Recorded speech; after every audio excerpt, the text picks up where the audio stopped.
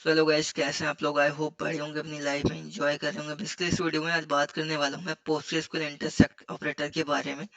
तो जैसे मैंने यहाँ पे सिंपल वर्ड में इसकी डेफिनेशन दे रखी है। The intersect operator in SQL is used to find the common rows between the two select queries. It returns only the rows that appear in the both result sets. तो अगर मैं बात करूँ इंटरसेक्ट ऑपरेटर की, जब आप इसको पोस्टग्रेसक्यूएल में यूज करोगे सेलेक्ट स्टेटमेंट का यूज करके, तो उसमें क्या होंगी, कुछ वैल्यूज होंगी। तो जो वैल्यूज होंगी उन दोनों टेबल में कॉमन होंगी, तभी वो आपको अपीयर होंगी। लेट से अगर उसमें 1 2 3 4 5 वैल्यूज है एंड सेकंड वाले जो टेबल है उसमें जो है 3 4 है, तो जो 3 4 है वो कॉमन है। तो इस वजह से वो केवल 3 4 ही अपीयर होगा आपके रिजल्ट सेट में जब आप इस सेलेक्ट स्टेटमेंट का यूज करोगे। तो ये काम होता है इंटरसेक्ट ऑपरेटर की। अगर मैं रियल लाइफ एग्जांपल की बात करूं, तो जैसे यहाँ पे मैंने लिख रखा है कि इमेजिन करो आपके पास एक मैनेजिंग इन्वेंट्री है फॉर रिटेल स्टोर। तो उसमें आप क्या फाइंड आउट करना चाहते हो कि जब हम किसी रिटेल स्टोर में काम करते हैं या हमारे पास खुद का बिजनेस होता है, तो हम उसको कैसे जानेंगे कि कौन कौन सा प्रोडक्ट है हमारे पास कॉमन है और कौन कौन से ऐसे प्रोडक्ट हैं जो नहीं है। तो उन सब चीज़ों के लिए हम इंटरसेक्ट ऑपरेटर की हेल्प ले सकते हैं। लेट्स से कि आपके पास टू लिस्ट ऑफ प्रोडक्ट है।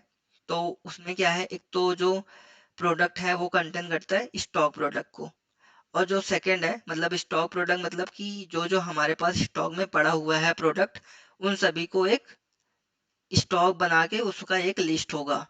उसके बाद जो सेकंड होगा वो होगा ऑर्डर्ड प्रोडक्ट, जो जो हमने ऑर्डर कर रखा है उसका सारा लिस्ट होगा। तो अब क्या करेंगे, हम इन दोनों को चेक करेंगे कि इसमें से ऐसा कौन सा प्रोडक्ट है जो कॉमन है। तो जो प्रोडक्ट कॉमन होगा हम उसको इंश्योर कर लेंगे कि हाँ ये प्रोडक्ट हमारे पास कॉमन है, हमें इसकी रिक्वायरमेंट नहीं है। तो लेट्स से मान लो कि आपके पास कुछ ऐसे आइटम थे जो कॉमन नहीं है, मतलब आपके स्टॉक में जो है और जो आपने ऑर्डर करा, तो पता चला बाद में आपको कि एक ऐसा प्रोडक्ट रहा जो उसमें कॉमन नहीं था। तो फिर वो आपको प्रोडक्ट मंगवाना पड़ेगा कि कस्टमर की रिक्वायरमेंट होती है।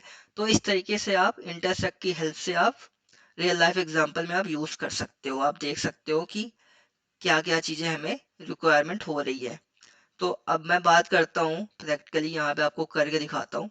जैसे मैंने यहाँ पे लिखा सेलेक्ट, यहाँ पे मैंने लिखा वैल्यू फ्रॉम टेबल ए। तो ये हमारे पास क्या हो गया, एक टेबल ए हो गया। इसमें कुछ वैल्यूज होंगी, तो देख सकते हैं इसमें वैल्यूज क्या होंगी, 1 2 3 4 5। ऐसे ही एक और हमारे पास टेबल है, टेबल बी।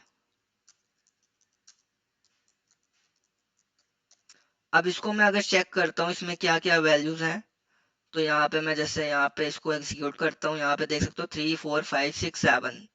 तो अब मैं चेक करना चाहता हूँ इसमें कौन सी ऐसी वैल्यू थी जो कॉमन थी। तो अब मैं क्या करूंगा, इन दोनों के बीच में लगा दूंगा इंटरसेक्ट। इंटरसेक्ट ऑपरेटर यहाँ पे मैं लगा दूंगा। अब मैं फाइंड आउट कर लूंगा कि इन दोनों टेबल में ऐसी कौन सी वैल्यू है जो कॉमन है। अब मैं इसको एग्जीक्यूट करता हूँ, यहाँ पे देखो 3 5 4।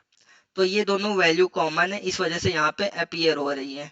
तो इस तरीके से आप इंटरसेक्ट ऑपरेटर का यूज कर सकते हो। तो जैसे मैंने रियल लाइफ एग्जांपल में बताया था कैसे आप यूज कर सकते हो, वैसे ही यहाँ पे मैंने आपको प्रैक्टिकली करके दिखा दिया क्या क्या चीजें हो सकती हैं इंटरसेक्ट ऑपरेटर की हेल्प से।